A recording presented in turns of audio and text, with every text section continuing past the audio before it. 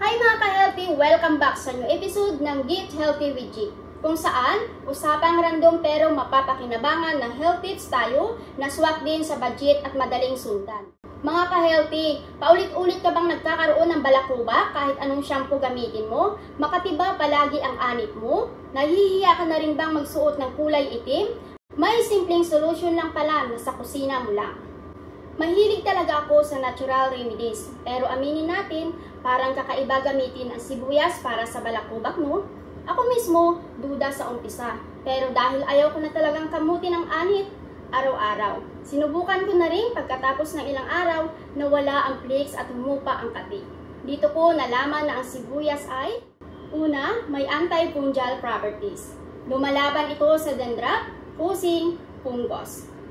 Pangalawa, ito rin ay may anti-inflammatory. Perfect ito sa irritid na anit. Pangatlo, at nagpapaganda ng daloy ng dugo sa scalp.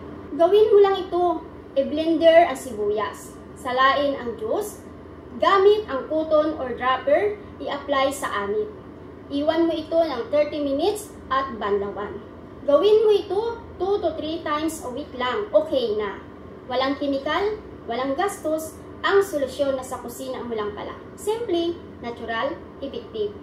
Try mo na rin at kung mawala ang flex mo, i-comment mo sa baba para mas marami pa tayong matulungan. Ayan ang episode natin today ng Get Healthy with G. Kita-kits sa next tip mga ka-healthy. Bye!